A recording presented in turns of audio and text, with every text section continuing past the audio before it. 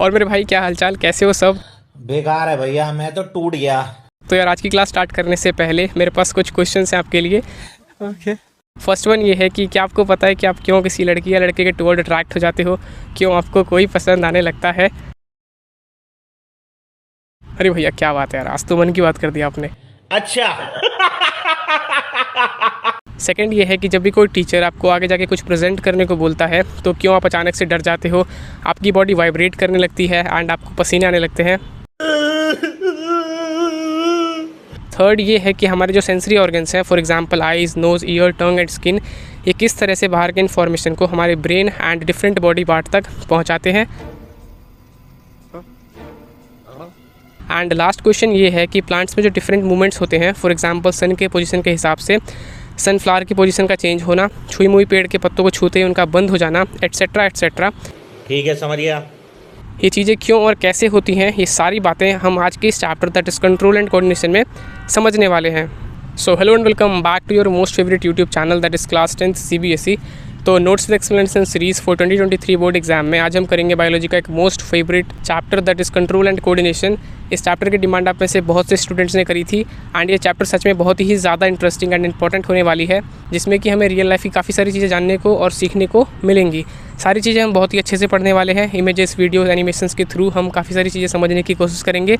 तो आपको complete lecture ज़रूर देखना है, तभी जाके आपको सारी चीज़ें लास्ट में अच्छे से समझ आएंगी। सो विदाउट वेस्टिंग टाइम चलिए शुरू करते हैं। तो यार देखो, लाइफ प्रोसेस चैप्टर में हमने डिस्कस किया था लिविंग और नॉन लिविंग के बीच का डिफरेंस, जिसमें हमने देखा था कि जो लिविंग एंड नॉन लिविंग के बीच का जो मेन डिफरेंस होता है वो ये होता है कि जो लिविंग होते हैं वो अपने सराउंडिंग में हो रही चेंजेस के टुवर्ड रिस्पॉन्स करते हैं एंड जो नॉन लिविंग होते हैं वो रिस्पॉन्स नहीं कर पाते। फॉर एग्जाम्पल मान लो आपको अपने दोस्त के यहाँ जाना है एंड मौसम ठीक ठाक है, राइट, बट अचानक से वेदर में चेंज आता है एंड बारिश होने लगती है। अब जो ये चेंज आया उसके टुवर्ड आप रिस्पॉन्ड करोगे एंड रिस्पॉन्ड किस तरह से करोगे? या तो आप छाता लेके जाओगे अगर दोस्त आपके आसपास रहता है, या फिर आप कार से जाओगे अगर आपका दोस्त दूर रहता है। बट अगर हम बात करें नॉन लिविंग की, फॉर एग्जांपल मान लो कि आप स्कूल साइकिल से जाते हो एंड साइकिल को जाके आपने साइकिल स्टैंड पे खड़ी कर दी, आप क्लासरूम में पढ़ने चले गए एंड अचानक से फिर से बारिश स्टार्ट हो गई। अब जो ये चेंज आया, क्या साइकिल इसके टुवर्ड रिस्पॉन्ड करेगा? क्या साइकिल ये सोचेगा कि भाई मुझे जंग लग जाएगा, मैं क्या करता हूँ अपने पोजीशन को शिफ्ट कर लेता हूँ? क्या ऐसा वो करेगा? बिल्कुल भी नहीं करेगा। इसका मतलब क्या है कि जो नॉन लिविंग होते हैं वो बाहर की इन्फॉर्मेशन को ना तो रिसीव कर पाते हैं ना ही प्रोसेस कर पाते हैं, बट जो लिविंग होता है वो ये सारी चीज़ें कर पाता है। अब देखो, ये जो चेंजेस होते हैं जिसके toward organism respond and react करते हैं, for example change in light, heat, cold, sound, touch, smell etcetera, in changes को साइंस में एक प्रॉपर नाम दिया गया है जो कि है स्टिमुलस। तो स्टिमुलस के एग्जाम्पल हो गए आपके light, heat, cold, sound, touch etcetera.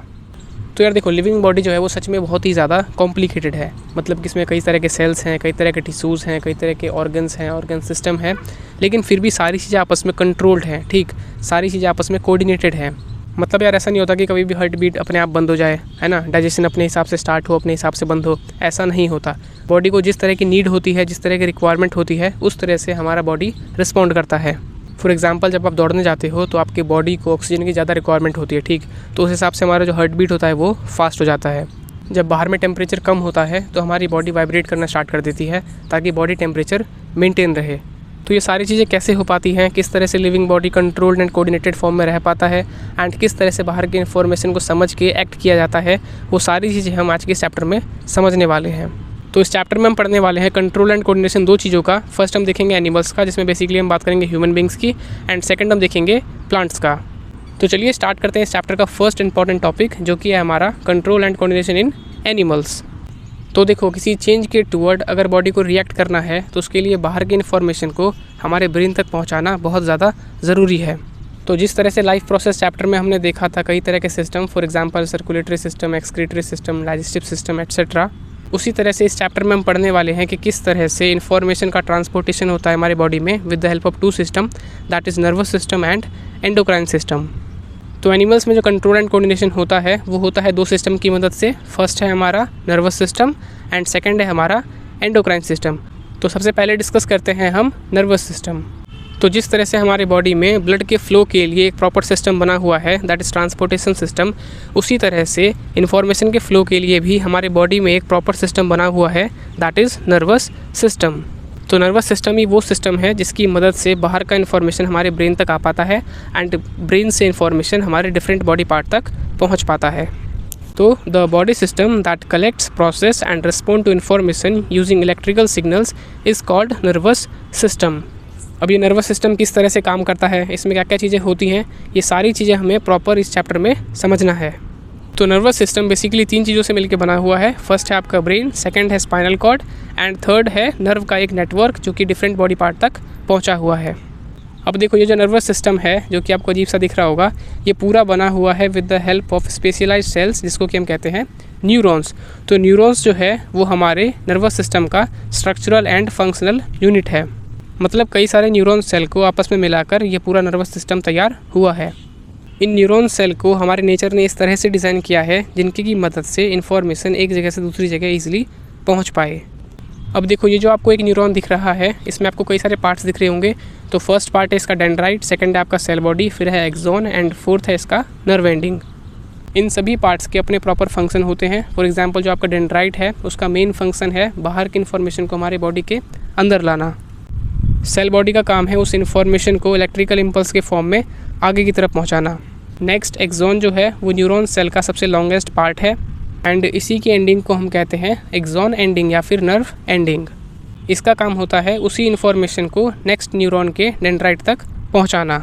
तो सबसे पहले इन्फॉर्मेशन रिसीव करता है डेंड्राइट्स के बाद वो इन्फॉर्मेशन आता है सेल बॉडी में, फिर सेल बॉडी के बाद एक्सॉन के थ्रू ट्रैवल होते हुए आता है नर्व एंडिंग पे एंड नर्व एंडिंग पे जुड़ता है आपका नेक्स्ट न्यूरॉन का डेंड्राइट एंड फिर इसी तरह से इन्फॉर्मेशन आगे की तरफ ट्रांसफ़र होता रहता है। अब ये प्रॉपर किस तरह से काम करता है, किस तरह से इन्फॉर्मेशन ट्रांसफ़र होता है, इसको हम थोड़ी देर बाद डिस्कस करेंगे। उससे पहले कुछ हम इंपॉर्टेंट टर्म्स डिस्कस कर लेते हैं। तो फर्स्ट है आपका साइनैप्स। तो 2 नर्व एंडिंग के बीच का जो हल्का सा गैप होता है उस गैप को हम बोलते हैं साइनैप्स। सेकंड है न्यूरोमस्कुलर जंक्शन। तो ये वो जगह होता है जहाँ पे motor nerve axon and muscle fibre आपस में कम्युनिकेट करते हैं। ये चीज़ आपको थोड़ी देर बाद और अच्छे से समझ में आ जाएगी जब हम एग्जाम्पल के थ्रू समझने की कोशिश करेंगे। तो देखो अगर मैं चाहूँ तो यार अभी सारी चीज़ें समझा सकता हूँ, ठीक है, सारी चीज़ें हम एक ही बार में समझ सकते हैं, बट हमें नोट्स के अकॉर्डिंग चलना है ताकि नोट्स हमें सही से समझ आ सके, ठीक है, ताकि एग्जाम में हम लिख भी सकें जो हम समझ रहे हैं, इसलिए हम नोट्स के अकॉर्डिंग चल रहे हैं। लेकिन टेंशन ना लो यार, जब ये चैप्टर ख़त्म होगा ना तो आपको सारी चीज़ें एकदम बहुत ही अच्छे से समझ आ जाएंगी, ठीक है, सारी चीज़ें आपस में रिलेट होती हुई दिखेंगी एंड सारी चीज़ें बहुत ही अच्छे से समझ में आएंगी। तो दिक्कत मत लो, जैसे जैसे मैं पढ़ा रहा हूँ वैसे वैसे आप पढ़ते रहो, ठीक। अब देखो आपको सेंस ऑर्गन्स के बारे में पता होगा कि हमारे बॉडी में 5 सेंस ऑर्गन्स होते हैं, that is eye, ear, nose, tongue and skin. तो देखो जितने भी बाहर के इन्फॉर्मेशन हमारे बॉडी के अंदर तक आ पाते हैं वो सिर्फ और सिर्फ आ पाते हैं with the help of sense organs. यानी कि अगर सेंस ऑर्गन्स ना हो तो हम बाहर का कुछ भी अंदर रिसीव नहीं कर पाएंगे। तो बाहर के स्टिमुलस को रिसीव करने के लिए यानी कि बाहर के इन्फॉर्मेशन को रिसीव करने के लिए सेंस ऑर्गन्स के जो नर्व सेल होते हैं उनके पास स्पेशलाइज्ड टिप्स होते हैं जिसको कि हम कहते हैं रिसेप्टर्स। तो रिसेप्टर वो चीज़ है नर्व सेल के ऊपर ही लगा हुआ जिसकी मदद से बाहर का इन्फॉर्मेशन अंदर की तरफ आ पाता है। डिफरेंट सेंस ऑर्गन्स के पास डिफरेंट तरह के रिसेप्टर्स होते हैं। फॉर एग्जांपल अगर हम बात करें आई की, तो आई के पास होता है आपका फोटो रिसेप्टर्स जो कि मदद करता है हमें लाइट को रिसीव करने में एंड देखने में। सेकंड है आपका फोनो रिसेप्टर्स जो कि होता है ईयर के पास एंड इसका काम होता है साउंड को रिसीव करना एंड हमें सुनने में हेल्प करना। थर्ड है आपका ओल्फैक्टरी रिसेप्टर्स जो कि होता है नोज़ में लगा हुआ, इसका काम होता है स्मेल को डिटेक्ट करना। फोर्थ है आपका गस्टेटरी रिसेप्टर जो कि होता है टंग में एंड इसका काम होता है टेस्ट को डिटेक्ट करना। लास्ट है आपका थर्मो रिसेप्टर जो कि होता है हमारे स्किन के ऊपर लगा हुआ एंड इसका काम होता है हीट, कोल्ड, टच एट्सेट्रा को फील करना। तो इन सारे डिफरेंट रिसेप्टर्स की मदद से हम अलग अलग तरह के इन्फॉर्मेशन को बाहर से अंदर की तरफ रिसीव कर पाते हैं।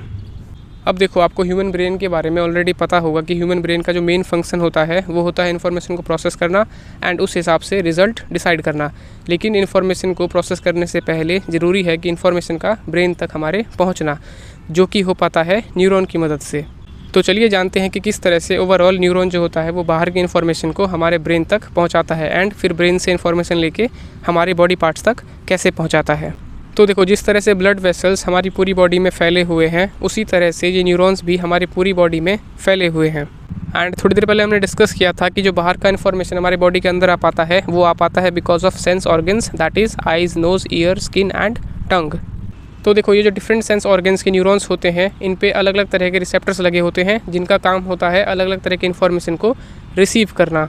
तो देखो, जब भी हमारे इन्वायरमेंट में कोई चेंज आता है, दैट इज स्टिमुलस क्रिएट होता है, तो वो हमारे न्यूरॉन्स में एक इलेक्ट्रिकल इम्पल्स क्रिएट करता है जो कि रिसेप्टर्स के थ्रू होते हुए आता है हमारे डेंड्राइट के पास, एंड डेंड्राइट से आता है सेल बॉडी, एंड देन वो एक्सॉन के एंड तक चला जाता है। तो जब ये इलेक्ट्रिकल इम्पल्स पहुंचता है हमारे नर्व के एंड में, तो ये इलेक्ट्रिकल इम्पल्स कन्वर्ट हो जाता है केमिकल्स में, एंड देन जो दो नर्व के बीच का जो गैप आता है दैट इज साइनेप्स, वहाँ पे अगेन ये केमिकल्स फिर से कन्वर्ट हो जाता है सिमिलर इलेक्ट्रिकल इम्पल्स में, एंड देन इसके बाद वो अनदर नर्व सेल के डेंड्राइट के थ्रू होते हुए आगे ट्रांसफ़र होता रहता है। तो यही same process again and again चलता रहता है, एंड इन्फॉर्मेशन हमारे सेंस ऑर्गन से लेके हमारे ब्रेन तक पहुंच जाता है।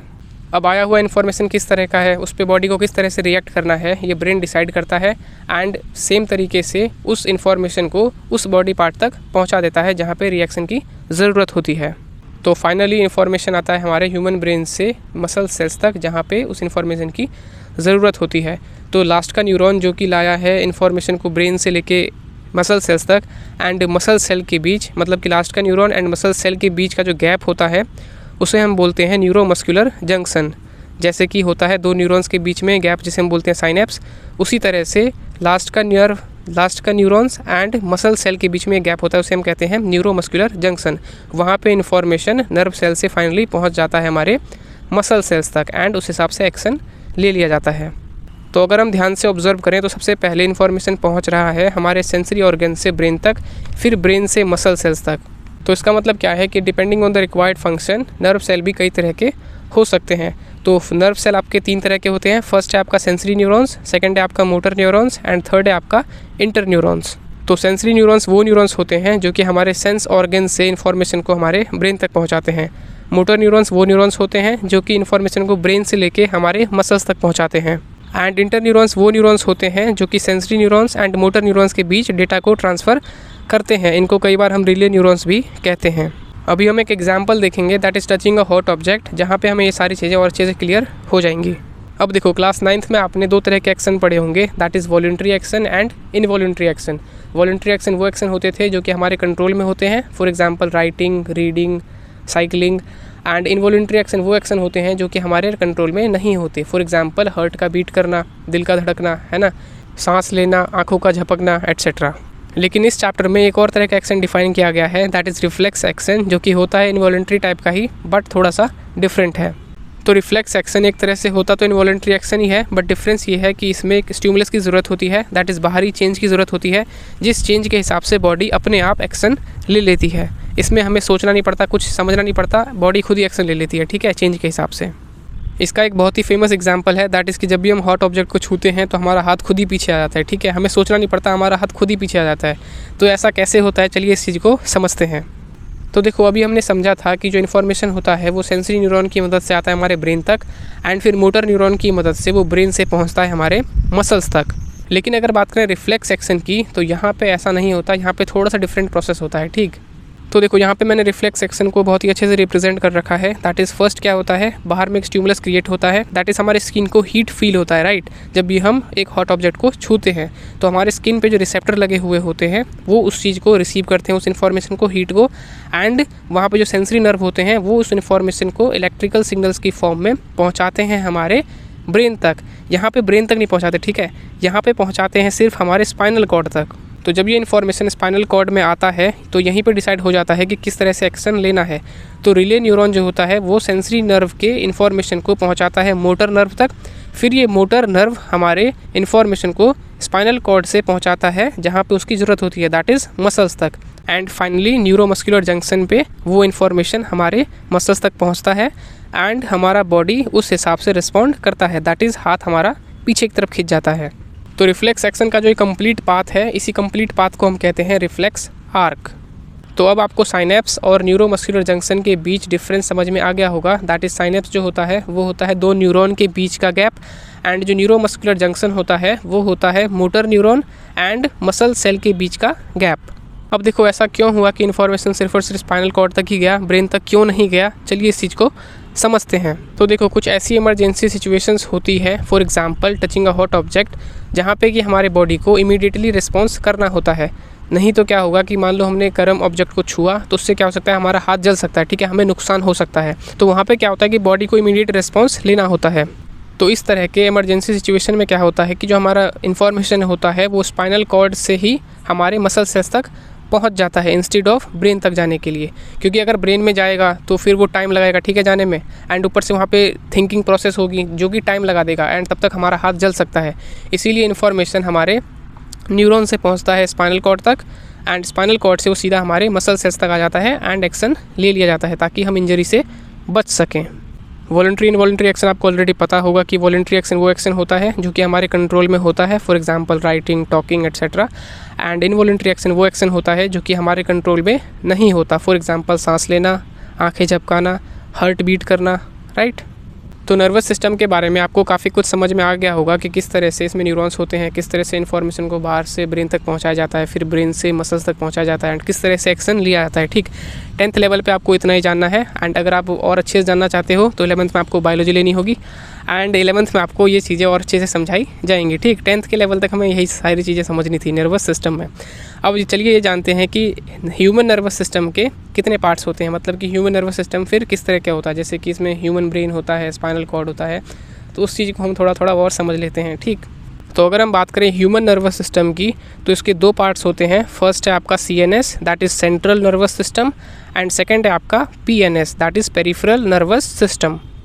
तो ये जो आप डायग्राम देख रहे हो जिसमें पूरा नर्वस सिस्टम दिखाया गया है, इसमें जो आपका ब्रेन एंड स्पाइनल कॉर्ड आता है वो आता है आपका CNS में that is central nervous system में, एंड जो बाकी के नर्व आते हैं आपके वो आते हैं आपके पेरिफेरल नर्वस सिस्टम में। पेरिफेरल नर्वस सिस्टम में भी 2 तरह के नर्व आते हैं। फर्स्ट है आपका क्रेनियल नर्व एंड सेकंड है आपका स्पाइनल नर्व। तो क्रेनियल नर्व वो नर्व होते हैं जो कि सीधा ब्रेन से निकलते हैं एंड स्पाइनल नर्व वो नर्व होते हैं जो कि हमारे स्पाइनल कॉर्ड से निकलते हैं। तो चलिए डिस्कस करते हैं ह्यूमन नर्वस सिस्टम का एक बहुत ही important part that is human brain. तो ब्रेन जो है वो हमारे बॉडी का मेन कोऑर्डिनेटिंग सेंटर होता है, दैट इज़ जो भी डिसीजन हमें लेना होता है वो हमारा ब्रेन ही लेता है। जिस तरह से कंप्यूटर में CPU होता है जहाँ पे सारी चीज़ें प्रोसेस होती हैं, उसी तरह से हमारे बॉडी में भी ब्रेन होता है जहाँ पे सारी इन्फॉर्मेशन प्रोसेस होती है एंड किस तरह से एक्शन लेना है ये सारी चीज़ें डिसाइड होती हैं। हमारा ब्रेन मेजरली 3 पार्ट्स में डिवाइडेड है। फर्स्ट है आपका फोर ब्रेन, सेकंड है आपका मिड ब्रेन एंड थर्ड है आपका हाइंड ब्रेन। तो जो फर्स्ट फोर ब्रेन है उसका मेन फंक्शन है हमारी बॉडी में वॉलंटरी एक्शंस को परफॉर्म करना। ये ब्रेन का मोस्ट कॉम्प्लेक्स और स्पेशलाइज्ड पार्ट है। ये भी 3 पार्ट्स में डिवाइडेड है। फर्स्ट है आपका सेरेब्रम, सेकंड है आपका हाइपोथैलेमस एंड थर्ड है आपका पिट्यूटरी ग्लैंड, जिसमें से जो सेरेब्रम है वो है हमारे ब्रेन का बिगेस्ट पार्ट। अगर हम बात करें फोर ब्रेन के फंक्शंस की तो आपका थिंकिंग पार्ट हो गया है ना, वॉलंटरी एक्शन को कंट्रोल करना हो गया, इन्फॉर्मेशन को स्टोर करना हो गया दैट इज़ मेमोरी है ना, एंड सेंसरी इम्पल्स को रिसीव करना हो गया। ये सारा काम है आपका फोर ब्रेन का। सेकंड है आपका मिड ब्रेन जिसका कि मेन फंक्शन होता है रिफ्लेक्स एक्शंस को कैरी आउट करना, ठीक है, इनवॉलंटरी एक्शन जैसे आपका प्यूपल साइज छोटा बड़ा होना। जब बाहर में रोशनी ज़्यादा होती है तो हमारा प्यूपल का साइज छोटा हो जाता है ना, और जब बाहर में रोशनी कम होता है तो प्यूपल साइज बड़ा हो जाता है। ये चीज़ें कौन करवाता है? ये चीज़ें करवाता है हमारा mid brain. And fore brain को स्पाइनल कॉर्ड से भी कनेक्ट करता है हमारा मिड ब्रेन। हमारे ब्रेन का नेक्स्ट एंड लास्ट पार्ट है हाइंड ब्रेन। ये 3 पार्ट्स में डिवाइडेड है। फर्स्ट है आपका सेरेबेलम, सेकंड है आपका मेड्यूला ओब्लांगाटा एंड थर्ड है आपका पोन्स। तो फर्स्ट जो है सेरेबेलम वो डिफरेंट है सेरेब्रम से, राइट। सेरेब्रम फोर ब्रेन का पार्ट है जो कि biggest part of the brain होता है, ठीक, और ये सेरेबेलम है, दोनों में आपको कंफ्यूज नहीं होना है, ठीक। तो सेरेबेलम जो है वो हमारे पोस्चर और बॉडी बैलेंस को कंट्रोल करता है। इसका मेन फंक्शन होता है उन एक्शंस को परफॉर्म करना जो कि हमारे मोटर मेमोरी में ऑलरेडी सेव्ड हो चुकी हैं। फॉर एग्जांपल जैसे हम शुरू में साइकिल चलाना सीखते हैं, ठीक है, तो उस समय में कितनी सारी दिक्कतें आती है, हम चला नहीं पाते, गिर जाते हैं, ठीक है, बैलेंस नहीं हो पाता, तो उस समय ये काम होता है हमारे फोर ब्रेन का। बट जब हम चीज़ें सीख जाते हैं, जब हम चलाना सीख जाते हैं, ठीक है, तो हम सीधा बैठते हैं एंड चलाना स्टार्ट कर देते हैं एंड हमें कुछ भी सोचने की ज़रूरत नहीं पड़ती है, खुद ही चलता है साइकिल, ठीक है। तो अब जो ये काम है, अब जो ये कंट्रोल कर रहा है, ये कंट्रोल करता है हमारा हाइंड ब्रेन। मेडुला ओब्लांगाटा का मेन काम होता है इनवॉलंटरी एक्शंस को कंट्रोल करना। फॉर एग्जांपल ब्लड प्रेशर को कंट्रोल करना, सलाइवेशन हो गया आपका, वॉमिटिंग हो गया, डाइजेशन हो गया, इस तरह की चीज़ें आपका कंट्रोल करता है मेडुला ओब्लांगाटा। पोन्स का भी मेन काम होता है इनवॉलंटरी एक्शंस को परफॉर्म करना, फॉर एग्जांपल रेस्पिरेशन को रेगुलेट करना। तो फोर ब्रेन का मेन काम हुआ वॉलंटरी एक्शंस को परफॉर्म करना and mid brain and hind brain का काम हुआ इनवॉलंटरी एक्शंस को परफॉर्म करना। तो हमारी बॉडी में ब्रेन एंड स्पाइनल कॉर्ड बहुत ही ज़्यादा इंपॉर्टेंट है, क्योंकि इसके बिना ना तो हम कुछ सोच सकते हैं ना कुछ कर पाते हैं, ठीक है, कुछ नहीं कर सकते। तो इसीलिए इसको प्रोटेक्ट करने के लिए प्रॉपर चीज़ें लगाई गई हैं बॉडी के अंदर बाय नेचर। तो ब्रेन को प्रोटेक्ट करने के लिए लगा हुआ है क्रेनियम, ठीक है, जो कि एक स्कल होता है, ब्रेन बॉक्स होता है, जो कि हमारे ब्रेन को प्रोटेक्ट करता है from outer environment. And spinal cord को प्रोटेक्ट करने के लिए नेचर ने हमें दे रखा है वर्टिब्रल कॉलम, जो कि प्रोटेक्ट करता है हमारे स्पाइनल कॉर्ड को फ्रॉम एनी इंजरी। तो नेचर ने हमारे बॉडी को बहुत तरीके में बना रखा है, ठीक है, जहाँ पे जिस चीज़ की ज़रूरत है वहाँ पे वो सारी चीज़ें दे रखी हैं। तो यार अगर आपको अभी तक सारी चीज़ें अच्छे से समझ आई हैं तो यार आपसे एक रिक्वेस्ट है कि वीडियो को लाइक ज़रूर कर दिया करो।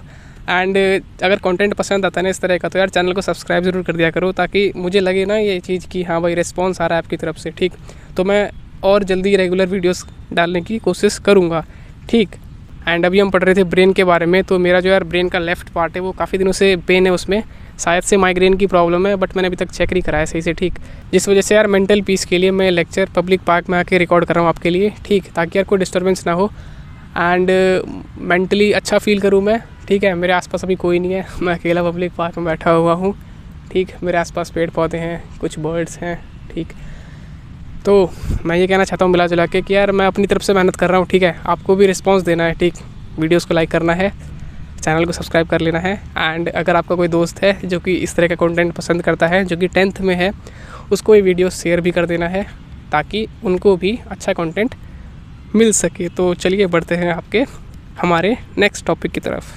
तो देखो, आपका नर्वस टिश्यू जो कि इन्फॉर्मेशन को कैरी करता है एंड मस्कुलर टिश्यू जो कि एक्शन को परफॉर्म करता है, उनके बीच में कोऑर्डिनेशन किस तरह से होता है वो मैंने यहाँ पे एक समरी के फॉर्म में लिख दिया है। तो चलिए समझते हैं। तो सबसे फर्स्ट नर्वस टिश्यू इन्फॉर्मेशन को कैरी करता है एंड उसे पहुँचाता है या तो स्पाइनल कॉर्ड तक या फिर ब्रेन तक। फिर ब्रेन क्या करता है, उस इन्फॉर्मेशन को प्रोसेस करता है एंड जो भी डिसीजन लेना होता है वो डिसीजन लेके उस इन्फॉर्मेशन को फिर मसल सेल्स तक पहुँचा देता है। अब देखो, मसल सेल्स के पास कुछ स्पेशल प्रोटीन्स होती हैं जो कि मसल्स के शेप एंड अरेंजमेंट को चेंज कर देती हैं in response to nervous electrical impulse. तो जिस तरह का इलेक्ट्रिकल इम्पल्स आता है न्यूरॉन्स के थ्रू, उस तरह से वो प्रोटीन रिस्पॉन्स करती है एंड अपने शेप एंड अरेंजमेंट को चेंज करके एक नया फॉर्म लेती है जिस हिसाब से एक्शन लेना होता है। तो जब भी हम हॉट ऑब्जेक्ट को छूते हैं तो उसका इलेक्ट्रिकल इम्पल्स हमारे मसल्स तक पहुंचता है एंड हमारा मसल्स जो होता है वो छोटा हो जाता है, सिकुड़ जाता है, ठीक है, जिस वजह से हमारा हाथ पीछे की तरफ खिंच जाता है। तो जैसा कि हमने स्टार्टिंग में डिस्कस किया था कि हमारी बॉडी में जो कंट्रोल एंड कोऑर्डिनेशन प्रोसेस होता है वो होता है with the help of 2 system, that is nervous system and endocrine system. तो यार नर्वस सिस्टम में ऐसी क्या कमियाँ रही जिस वजह से एक अनदर सिस्टम की ज़रूरत पड़ी हमारी बॉडी को, चलिए उस चीज़ को समझते हैं। तो यार सबसे फर्स्ट लिमिटेशन ये है कि जो हमारा नर्वस सिस्टम है उसमें जो नर्वस टिश्यूज़ हैं वो हमारे हर एक सेल तक नहीं पहुंची, ठीक है। तो इलेक्ट्रिकल इम्पल्स जो है वो सिर्फ और सिर्फ उन्हीं सेल तक पहुंच सकती है, उन्हीं सेल तक इन्फॉर्मेशन को पहुंचा सकती है जहां तक नर्वस टिश्यू पहुंचा हुआ है। सेकेंड लिमिटेशन ये है कि जब भी किसी स्टिमुलस की वजह से हमारे न्यूरॉन्स में इलेक्ट्रिकल इम्पल्स क्रिएट होता है एंड वो न्यूरॉन्स में ट्रैवल होता है तो वो काफ़ी टाइम लगाता है। एंड मान लो अचानक से फिर से कोई स्टिमुलस आ गया बॉडी में, तो वो जो आपका इलेक्ट्रिकल इम्पल्स क्रिएट होगा, मतलब पुराना इलेक्ट्रिकल इम्पल्स एंड नया इलेक्ट्रिकल इम्पल्स जो क्रिएट हुआ है, इसमें जो मतलब वो होगा, क्या बोलते हैं उसे, रीसेट होने में, इस प्रोसेस को रीसेट होने में बहुत टाइम लगता है। जिस वजह से जो अगर मान लो अचानक अलग अलग तरह के स्टिमुलस अगर हमारे बॉडी में आ गए, बाहर से चेंज आ गया अचानक, तो हमारी बॉडी उस चीज़ को रिकॉग्नाइज़ नहीं कर पाएगी, ठीक है, और एक्शन सही से नहीं ले पाएगी बॉडी। तो ये भी एक लिमिटेशन है नर्वस सिस्टम का। थर्ड ये है कि ये सिस्टम थोड़ी सी कॉम्प्लिकेटेड है, इसलिए नेचर ने इसको हर एक लिविंग बॉडी में नहीं दिया। फॉर एग्जांपल प्लांट्स में नर्वस सिस्टम नहीं होता। तो अकेला नर्वस सिस्टम हमारे बॉडी में प्रॉपर कंट्रोल एंड कोऑर्डिनेशन नहीं कर पाया, जिस वजह से हमारे बॉडी को एक अनदर सिस्टम की ज़रूरत पड़ी, दैट इज़ एंडोक्राइन सिस्टम, जिसकी मदद से हमारी बॉडी में कंप्लीट कंट्रोल एंड कोऑर्डिनेशन हो पाएगा। तो अब जो हम नया सिस्टम पढ़ने वाले हैं दैट इज़ एंडोक्राइन सिस्टम, वो बेस्ड है केमिकल कम्युनिकेशन के ऊपर। दैट इज़ कि यहाँ पे इलेक्ट्रिकल इम्पल्स क्रिएट नहीं होता, यहाँ पे कुछ ऐसे सेल्स होते हैं फॉर एग्जांपल जिन्हें हम ग्लैंड बोलते हैं, वो कुछ केमिकल कंपाउंड्स सीक्रेट कर देते हैं कहाँ पे, हमारे सर्कुलेटरी सिस्टम में, जिसको कि हम कहते हैं हार्मोन्स, ठीक है। इस चीज़ को अभी हम बहुत ही अच्छे तरीके से समझेंगे। तो हमारी बॉडी में कुछ ग्लैंड्स हैं जो कि एक केमिकल कंपाउंड सीक्रेट करते हैं जिन्हें कि हम कहते हैं हार्मोन्स, ठीक है, और वो सीक्रेट करते हैं हमारे सर्कुलेटरी सिस्टम में, क्योंकि सर्कुलेटरी सिस्टम जो है वो हमारे बॉडी के हर एक सेल तक पहुंचा हुआ है, ठीक है, ईच सेल तक पहुंचा हुआ है। तो ये जो केमिकल्स सीक्रेट करता है ग्लैंड्स, वो हमारे सर्कुलेटरी सिस्टम की मदद से हर एक सेल तक पहुंच जाता है एंड इन्फॉर्मेशन हर एक सेल तक डिलीवर हो जाता है। तो चलिए डिस्कस करते हैं हमारे बॉडी के नेक्स्ट सिस्टम को, दैट इज़ एंडोक्राइन सिस्टम। तो हमारे बॉडी का वो सिस्टम जो कि हमारे सेल्स एंड ऑर्गन्स को रेगुलेट करे with the help of chemical substance that is hormones, उस तरह के बॉडी सिस्टम को हम कहते हैं एंडोक्राइन सिस्टम।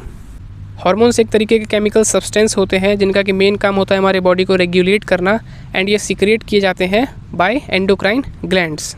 अब देखो हमारे बॉडी में ग्लैंड्स वो चीज़ होती है जो कि कुछ सीक्रेट करे, ठीक है, जो कि कुछ रिलीज़ करे, कुछ केमिकल्स रिलीज़ करे।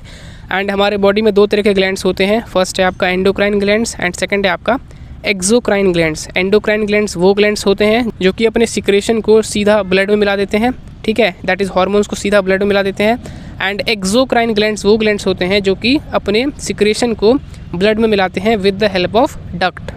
तो एक्सोक्राइन ग्लैंड के एग्जांपल हो गए आपके salivary gland, sweat gland, right, जिनके सिक्रेशन जो होते हैं वो एक डक्ट्स के थ्रू रिलीज़ होते हैं, यानी कि पाइप सिस्टम के थ्रू उनके सिक्रेशन रिलीज़ किए जाते हैं।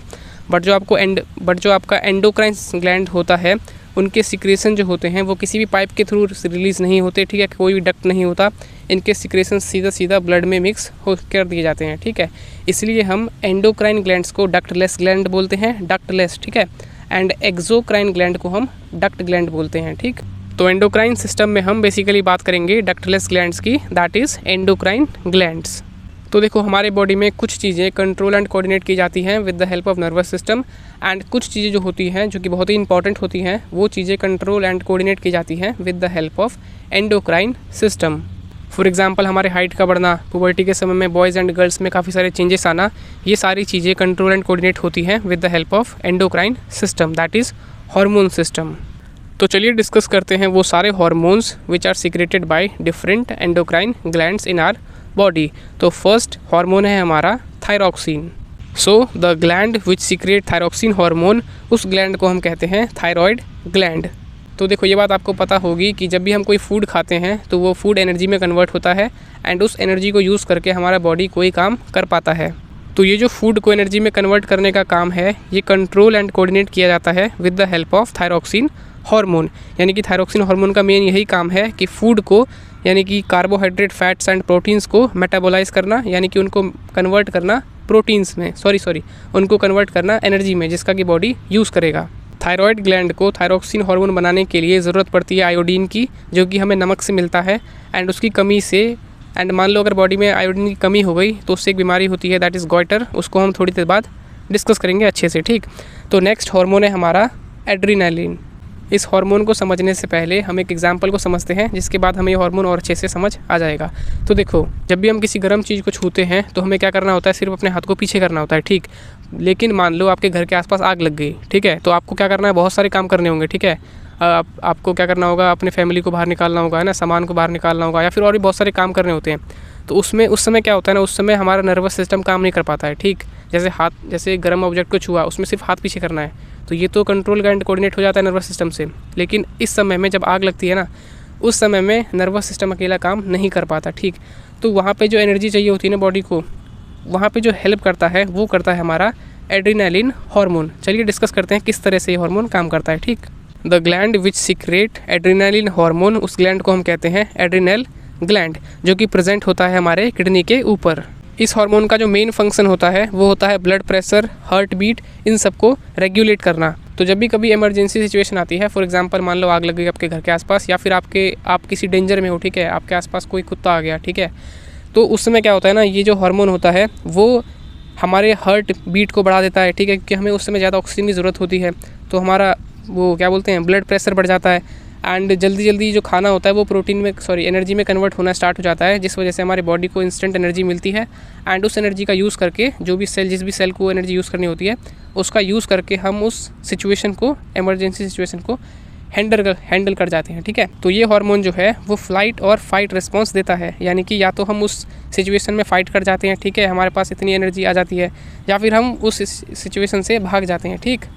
यही हार्मोन तब वर्क करता है जब हमारी टीचर हमें आगे जाके कुछ रिप्रेजेंट करने को कहती है, ठीक है। तो जब भी किसी इंट्रोवर्ट को आगे जाके कुछ एक्सप्लेन करना होता है तो यार उसकी दिल की धड़कनें तेज हो जाती हैं, ठीक है, उससे पसीना आने लगता है, एंड या तो वो अच्छे से समझा देता है, या फिर वो क्या करता है, उसकी बॉडी वाइब्रेट करने लग जाती है, एंड वो डर जाता है, एंड वो क्लास से भाग जाता है, ठीक है, या फिर वो मतलब चुप हो जाता है, शांत हो जाता है, ठीक। तो उस समय भी हमारा एड्रेनालिन हार्मोन ही काम कर रहा होता है। तो हर एक इमरजेंसी सिचुएशन में ये हार्मोन हमें हेल्प करता है। नेक्स्ट हार्मोन है हमारा ग्रोथ हार्मोन। तो नाम से आपको आइडिया लग रहा होगा कि इसका जो मेन फंक्शन है वो है ग्रोथ एंड डेवलपमेंट को रेगुलेट करना, ये हार्मोन जो सीक्रेट करता है उस ग्लैंड का नाम है पिट्यूटरी ग्लैंड। इस ग्लैंड को हम मास्टर ग्लैंड भी कहते हैं, क्योंकि ये ग्लैंड जो होता है वो बाकी के जितने भी वो हैं हमारे क्या बोलते हैं ग्लैंड, उन्हें वो रेगुलेट करता है ये वाला ग्लैंड, ठीक है, पिट्यूटरी ग्लैंड। इसीलिए हम पिट्यूटरी ग्लैंड को मास्टर ग्लैंड कहते हैं। फॉर एग्जांपल जब भी कभी इमरजेंसी सिचुएशन आती है तो उस सिचुएशन में हमारा जो ग्लैंड है एड्रिनल ग्लैंड, उसे रिलीज़ करना होता है एड्रिनलिन हार्मोन। और ये जो इन्फॉर्मेशन है कि आपको ये हार्मोन रिलीज़ करना है, ये पहुंचाता है हमारा पिट्यूटरी ग्लैंड कहाँ पे, एड्रिनल ग्लैंड तक। अगर इस हार्मोन की किसी इंसान के अंदर कमी पड़ जाए ग्रोथ हार्मोन की, तो इससे क्या होगा, डॉर्फिज्म वाली सिचुएशन क्रिएट हो जाएगी, यानी कि वो इंसान बौना रह जाएगा, ठीक है, उसकी हाइट कम रह जाएगी। नेक्स्ट हार्मोन है हमारा इंसुलिन, जो कि हमारा ग्लैंड पैनक्रियाज सीक्रेट करता है। तो देखो आपने शुगर बीमारी के बारे में सुना होगा कि अगर आप ज़्यादा रसगुल्ले खाओगे, ठीक है, ज़्यादा मीठी चीज़ खाओगे तो आपको डायबिटीज़ हो जाएगी, ठीक। तो उसकी स्टोरी जो है वो कहीं ना कहीं इंसुलिन से जुड़ी हुई है, ठीक है। तो चलिए देखते हैं कि इंसुलिन क्या काम करता है हमारी बॉडी में, ठीक है। तो देखो इंसुलिन का जो मेन काम है वो है ब्लड की शुगर लेवल को मेंटेन करना, ठीक। मतलब अगर जब भी ब्लड के अंदर शुगर लेवल बढ़ जाता है तो हमारा जो पैनक्रियाज होता है वो निकालता है इंसुलिन हार्मोन, जो कि हर एक सेल को एक्टिवेट कर देता है एंड सबको, हर एक सेल को ये बताता है कि ब्लड में जो भी शुगर लेवल बढ़ा है उसको डाइजेस्ट करने के लिए, ताकि ब्लड का शुगर लेवल फिर से मेंटेन हो जाए, ठीक। अब डायबिटीज़ कैसे होती है, किसी इंसान को ये बीमारी कैसे होती है, ये हम थोड़ी देर बाद डिस्कस करेंगे। अभी डिस्कस करते हैं हमारा next hormone, that is sex hormones. तो देखो यार, एक एज आने के बाद जब हम 12-13 साल के हो जाते हैं, उसके बाद जो हमारे अंदर अचानक से चेंजेस आते हैं ना, जो भी मतलब फिजिकल चेंजेस जो भी आ रहे हैं, इमोशनल चेंजेस जो भी आ रहे हैं लड़के लड़कियों दोनों में, वो सारे चेंजेस जो आते हैं वो आते हैं बेसिकली इन सेक्स हार्मोन्स की वजह से। फॉर एग्जांपल जब हम 13 या 14 प्लस हो जाते हैं तो यार हमारे अंदर कई सारे चेंजेस आते हैं, जैसे कि गर्ल्स एंड बॉयज़ के बीच में अट्रैक्शन बढ़ना स्टार्ट हो जाता है, ठीक है। जिस तरह से हम फिल्मों में देखते हैं उस तरह से हमें प्यार होना स्टार्ट हो जाता है, ठीक, मजाक कर रहा हूँ। एंड कई सारे फिजिकल चेंजेस भी आते हैं, जैसे कि जो भी हमने डिस्कस किया था ना how to organism reproduce chapter में, उस तरह से फिजिकल चेंजेस आते हैं कई सारे। हम इमोशनली काफ़ी चेंज हो जाते हैं।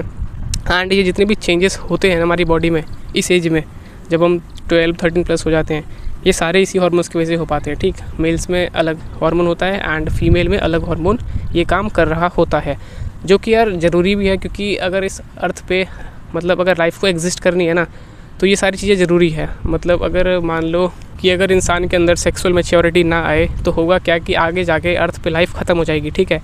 तो नेचर ने हमारे अंदर इस तरह से चीज़ें क्रिएट कर रखी हैं जिससे कि एक प्रॉपर एज आने के बाद हम सेक्सुअली मैच्योर हो जाए एंड इस अर्थ पे लाइफ को मेंटेन रखें, ठीक। क्योंकि यार लाइफ क्रिएट होने में ना काफ़ी टाइम लगा है अर्थ पे, एंड ऐसे ही ये चीज़ ख़त्म नहीं हो जाएगी, ठीक। तो इसीलिए प्रॉपर सिस्टम बने हुए हैं हर एक लिविंग में, ठीक। एंड जिसकी वजह से अर्थ पे लाइफ मेंटेन रह पाता है। अगर बात करें मेल्स की, तो मेल्स में जितने भी चेंजेस होते हैं ये सारे होते हैं बिकॉज ऑफ टेस्टोस्टेरोन हार्मोन, जो कि सीक्रेट करता है हमारा gland testis. And testis located कहाँ पे होता है, वो होता है मेल्स के जेनिटल एरिया में। एंड अगर बात करें फीमेल्स की, तो फीमेल्स में जितने भी चेंजेस होते हैं वो चेंजेस होते हैं बिकॉज ऑफ ईस्ट्रोजन हार्मोन, जो कि ग्लैंड ओवरी सीक्रेट करता है। बट अगर आपको एक चीज़ याद हो तो हमने how to organism reproduce chapter में ये भी समझा था कि टेस्टिस एंड ओवरीज जो होते हैं वो सेक्स सेल को क्रिएट एंड रिलीज़ भी करते हैं।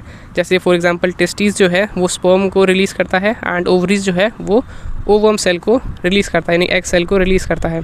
तो इसीलिए टेस्टिस एंड ओवरीज जो है उसके 2 रोल्स हैं, ठीक है, ड्यूअल रोल्स हैं।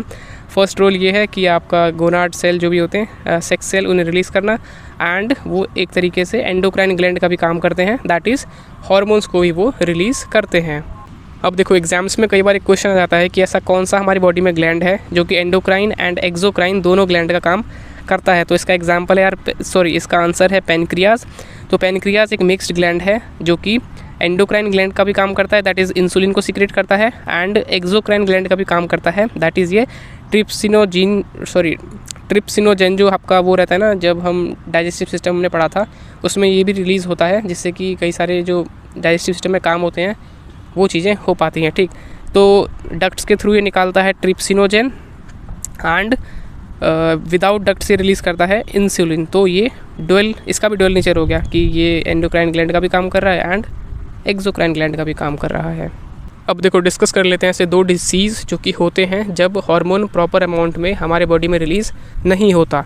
तो फर्स्ट डिसीज़ है आपका गोइटर एंड सेकंड है डायबिटीज़, जो कि आपके सिलेबस में दिया हुआ है, ठीक, 10th में। तो अगर बात करें गोइटर की, तो आपने कई बार फिल्मों में या फिर रियल लाइफ में देखा होगा कि लोगों के जो गर्दन होते हैं वहाँ पे स्वेलिंग हो जाती है, ठीक है, वहाँ वो पार्ट फूल सा जाता है। तो उसी बीमारी को हम कहते हैं गोइटर। एंड ये किस तरह से होता है चलिए उसे डिस्कस करते हैं। तो देखो अभी थोड़ी देर पहले हमने डिस्कस किया था कि जो हमारे नेक रीजन में जो एक ग्लैंड होता है दैट इज़ थायराइड ग्लैंड, वो रिलीज़ करता है थायरोक्सिन, जिसका कि काम होता है फूड को एनर्जी में कन्वर्ट करना। एंड अगर बात करें थायरोक्सिन हार्मोन की, तो ये जो बन पाता है ये बन पाता है बिकॉज ऑफ आयोडीन, जो कि हमारे नमक में पाया जाता है, ठीक है, हमारे नमक में मिला के दिया जाता है।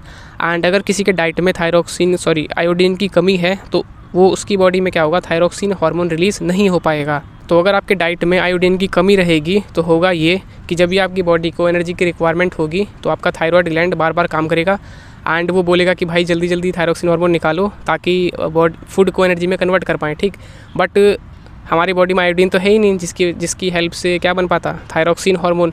तो हमारा जो थायराइड ग्लैंड है वो बार बार काम करेगा, बट आयोडीन है ही नहीं तो थायरोक्सिन हार्मोन बनेगा ही नहीं, जिस वजह से क्या होगा, हमारा जो थायराइड ग्लैंड है वो उसमें स्वेलिंग आ जाएगी एंड हमें गोइटर वाली प्रॉब्लम हो जाएगी। तो अगर आपको इस डिसीज़ से बचना है तो आपको अपने डाइट में नमक का प्रॉपर यूज़ करना है, ठीक है, ना ज़्यादा लेना है ना कम लेना है, एक प्रॉपर अमाउंट जो नॉर्मल लोग लेते हैं, ठीक है, वही लेना है, ठीक। यही रीज़न है कि यार नमक इतना सस्ता होता है ताकि हर एक घर तक नमक पहुंच सके, ठीक, एंड इस बीमारी से सब बच सकें। नेक्स्ट डिसीज़ है आपका डायबिटीज़, जो कि बहुत सारे लोगों को हो जाता है। तो डायबिटीज़ वो बीमारी है जिसमें हमारे ब्लड का जो शुगर लेवल होता है वो बढ़ जाता है एंड वो इस वजह से बढ़ जाता है क्योंकि हमारे बॉडी में प्रॉपर अमाउंट में जो इंसुलिन हार्मोन होता है वो रिलीज़ नहीं हो पाता एंड जिसकी वजह से शुगर डाइजेस्ट नहीं हो पाता ब्लड का एंड ब्लड का शुगर लेवल बढ़ जाता है। तो अगर हमारे ब्लड में शुगर का लेवल ज़्यादा बढ़ जाएगा तो इससे कई सारी बीमारियां हो सकती हैं। तो अगर हमारे ब्लड के अंदर शुगर लेवल बढ़ रहा है तो उसे डाइजेस्ट करना बहुत ही ज़रूरी है, जो कि हमारा इंसुलिन हार्मोन करता है। तो जो भी डायबिटिक पेशेंट होते हैं उसको डॉक्टर ये एडवाइस देते हैं कि यार आपको डाइट में शुगर कम लेना है क्योंकि आपके ब्लड में ऑलरेडी शुगर लेवल बढ़ा हुआ है, ठीक है, तो आपको कम से कम शुगर खाना है। पर तब भी लोग यार डॉक्टर की बात तो मानते नहीं है, ठीक है, एंड रसगुल्लों पे रसगुल्ला खाते रहते हैं। कोई नहीं, बट यार आपको ध्यान देना है, ठीक। अगर आपको इस तरह की बीमारी हो जाती है तो आपको अपने डाइट में कम से कम शुगर लेवल लेना है। एंड आजकल तो कई सारी सारी चीज़ें आती हैं जिसमें आपको मीठा तो लगेगा वो, पर उसमें शुगर नहीं होता है, ठीक। तो इस तरह की चीज़ें आप यूज़ कर सकते हो। तो देखो मिला जुला के हमारे बॉडी में हार्मोन का एक प्रॉपर अमाउंट में रिलीज़ होना बहुत ही ज़्यादा इंपॉर्टेंट है, क्योंकि ऐसी कई सारी चीज़ें हैं जो कि हार्मोन की वजह से ही कंट्रोल एंड कोऑर्डिनेट हो पाती हैं। अगर हार्मोन प्रॉपर अमाउंट में रिलीज़ ना हो, अगर कम हो या फिर ज़्यादा भी हो जाए तो उससे भी प्रॉब्लम हो सकती है, ठीक। तो आपका नेक्स्ट टॉपिक जो है दैट इज़ फीडबैक मैकेनिज़्म, वो इसमें हम यही समझेंगे कि अगर हार्मोन का लेवल ज़्यादा बढ़ गया या फिर लेवल कम हो गया तो उससे क्या दिक्कत हो सकती है एंड किस तरह से हमारे बॉडी में इस चीज़ को मेंटेन किया जाता है कि एक प्रॉपर अमाउंट में ही हार्मोन रिलीज़ हो, जो कि हो पाता है बिकॉज ऑफ फीडबैक मैकेनिज़्म। तो चलिए इस चीज़ को समझते हैं। तो देखो हमारे बॉडी का वो मैकेनिज़्म जिसकी मदद से हमारे ब्लड में कितना लेवल ऑफ हार्मोन होना चाहिए ये चीज़ मेंटेन हो पाता है, उसी मैकेनिज़्म को हम कहते हैं फीडबैक मैकेनिज़्म। तो यार चलो इस चीज़ को ना एक एग्जांपल के थ्रू समझने की कोशिश करते हैं। फॉर एग्जांपल मान लो कि आप अपने दोस्त के बर्थडे में गए, ठीक है, एंड वहाँ पे जाके आपने बहुत सारे चॉकलेट्स खा लिए, बहुत सारी मिठाइयाँ खा ली, ठीक, एंड आपने मिला जुला के बहुत सारा शुगर कंटेंट कंज्यूम कर लिया। अब होगा क्या कि उस शुगर कंटेंट को जो आपने कंज्यूम किया है उस वजह से आपके ब्लड का जो शुगर लेवल होगा वो बढ़ जाएगा, ठीक। एंड अगर आपके बॉडी में ये ब्लड का जो शुगर लेवल बढ़ा है इसको अगर ठीक ना किया जाए तो आपको कई सारी प्रॉब्लम्स हो सकती हैं। फॉर एग्जांपल आपका जो ब्लड वेसल्स है उसमें खराबी आ सकती है, ठीक है, जो कि एक बहुत बड़ी प्रॉब्लम हो सकती है। तो आपका बॉडी जो है उसके लिए आपके नेचर ने जो है आपकी बॉडी में एक चीज़ बना रखी है दैट इज़ पैनक्रियास ग्लैंड, जिसका कि काम है कि वो इंसुलिन हार्मोन रिलीज़ करे एंड जब भी हमारे ब्लड का शुगर लेवल बढ़े तो उसको मेनटेन करे, ठीक है, उसे एब्जॉर्ब करके। तो होता ये है कि जब आपका ब्लड का शुगर लेवल बढ़ा, ठीक है, तो ये मैसेज कहाँ पे पहुँचा, ये मैसेज पहुँचा आपके पैनक्रियास सेल पे, ठीक है, क्योंकि पैनक्रियास सेल के पास भी आपका ब्लड फ्लो कर रहा है। तो पैनक्रियास सेल ने जैसे ही डिटेक्ट किया ना कि भाई ब्लड का शुगर लेवल तो बहुत ज़्यादा बढ़ गया, ठीक है, तो इससे दिक्कत हो सकती है, तो वो क्या करता है, वो इंसुलिन हार्मोन को रिलीज़ कर देता है। एंड जैसे ही इंसुलिन हार्मोन रिलीज़ होता है, इंसुलिन हार्मोन क्या करता है कि आपके हर एक बॉडी सेल को ये इन्फॉर्मेशन पहुंचा देता है कि भाई ब्लड में जो शुगर लेवल है बढ़ चुका है, जल्दी जल्दी इसे ऑब्जॉर्ब करो, ठीक है, जल्दी जल्दी इसे एब्जॉर्ब करो ताकि उसका लेवल रिड्यूस हो जाए, ठीक। तो इस तरह से आपका क्या हुआ, ब्लड का शुगर लेवल फिर मेंटेन हो गया। लेकिन मान लो कि इंसुलिन जो है वो और निकलता ही रहे पैनक्रियास से, ठीक है, तो इससे भी दिक्कत हो सकती है। इससे क्या होगा कि आपके ब्लड का जो शुगर लेवल है वो बहुत ही घट जाएगा, जो कि अगेन एक प्रॉब्लम है, क्योंकि अगर आपका ब्लड का शुगर लेवल ज़्यादा घट गया तो यार आपका जो एनर्जी नहीं मिल पाएगी आपकी बॉडी को, ठीक है। तो इसीलिए इंसुलिन का ना एक प्रॉपर अमाउंट में रिलीज़ होना ही ज़रूरी है, ठीक। जब ज़रूरत पड़े तो जब रिलीज़ हो एंड जब ज़रूरत ना हो तो भाई वो बंद भी होना चाहिए, ठीक। तो ये चीज़ कैसे हो पाती है, ये चीज़ हो पाती है कि मान लो आपका ब्लड का शुगर लेवल एक प्रॉपर लेवल पे आ गया, ठीक है। तो वही जो आपका ब्लड है वो पैनक्रियास तक फिर से गया एंड पैनक्रियास के सेल ने उसे फिर से डिटेक्ट कर लिया कि यार अब जो ब्लड का शुगर लेवल है ना वो ठीक है, मतलब मेंटेन हो चुका है। तो ये इन्फॉर्मेशन आपके पैनक्रियास तक पहुंच जाता है एंड आपका पैनक्रियास जो होता है वो इंसुलिन को सिक्रेट करना बंद कर देता है। तो इस तरह से फीडबैक मैकेनिज़्म हमारी बॉडी में काम करता है एंड इसी तरह से जो सारे हार्मोन्स हैं ना, सारे हार्मोन्स इसी तरह से रेगुलेट होते हैं बॉडी में कि कितना अमाउंट निकालना है, कब तक निकालना है, ठीक। तो ये था हमारा फीडबैक मैकेनिज़्म जो कि एग्ज़ाम में आ जाता है। तो आप ये जो मैंने बना रखा है नीचे, इस चीज़ का आप यूज़ कर सकते हो एग्ज़ाम में, ठीक है। टीचर खुश हो जाएगा एंड इस चीज़ को देख के टीचर समझ जाएगा कि यार आप में दिमाग है, ठीक है, आपने पढ़ाई अच्छे से कर रखी है। तो मेरे प्यारे भाइयों और बहनों, काफ़ी मेहनत करने के बाद हमारे इस चैप्टर का जो फर्स्ट इंपॉर्टेंट टॉपिक था that is control and coordination in animals, वो होता है फिनिश, ठीक है यार। काफ़ी मेहनत लग गई, थोड़ा सा रेस्ट लेते हैं, ठीक है, पानी वगैरह पीते हैं एंड इतनी मेहनत की यार मैंने, ठीक है, 1 लाइक तो बनता है। एक तो बेसिक ट्रिक है, एक तो लाइक और शेयर ठोक दीजिए, महाकाल का दबा के लाइक और शेयर ठोक दीजिए, 5000 लौटे दिख जाना चाहिए। ये 4000 के लिए मैं यहाँ पे नहीं खड़ा हूँ, पूरा साल मेहनत करता हूँ आपके लिए बेटा, ऐसा नहीं चलेगा, ऐसा नहीं चलेगा। हाँ, तो स्टार्ट करते हैं इस चैप्टर का next topic and last topic that is control and coordination in plants, यानी कि किस तरह से प्लांट्स में कंट्रोल एंड कोऑर्डिनेशन होता है। जैसे हमने ह्यूमन बॉडी में भी देखा था उसी तरह से हम प्लांट्स में भी देखेंगे। तो यार जिस तरह से हमने ह्यूमन बींग्स के अंदर देखा था कि किस तरह से बाहर का एनवायरनमेंट चेंज होता है, स्टिमुलस क्रिएट होता है एंड उसके अकॉर्डिंग हमारा बॉडी जो होता है रिस्पॉन्ड करता है with the help of nervous system and hormones. तो क्या आपको लगता है कि ऐसा प्लांट के अंदर भी होता होगा? मतलब थोड़ा सा आइडिया लगता है कि ऐसा होता होगा, ठीक है। क्या प्लांट्स के अंदर भी मूवमेंट होता है? तो ऑब्वियस सी बात है यार, होता है, ठीक है, मूवमेंट्स होती हैं। आपको बड़ी बड़ी मूवमेंट्स तो दिख जाती हैं, जैसे कि प्लांट, छोटा सा प्लांट होता है वो ग्रो करता है ना, वो मूवमेंट आपको दिखता होगा। बट प्लांट में और भी कई तरह के मूवमेंट होते हैं जो कि शायद से आपको कुछ पता भी होंगी, शायद से बहुत सारी चीज़ नहीं पता होंगी, वो हमें अभी जानने को मिलेंगी, ठीक है। प्लांट बेसिकली चलता फिरता तो है नहीं, है ना, अपनी पोजीशन चेंज नहीं करता, लेकिन कई तरह के इसमें भी मूवमेंट्स देखने को मिलते हैं। एंड प्लांट्स के अंदर कोई क्या बोलते हैं नर्वस सिस्टम नहीं होता, ठीक है, इसमें भी केमिकल सिस्टम ही काम करता है।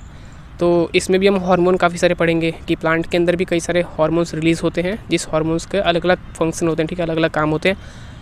तो स्टार्ट करते हैं।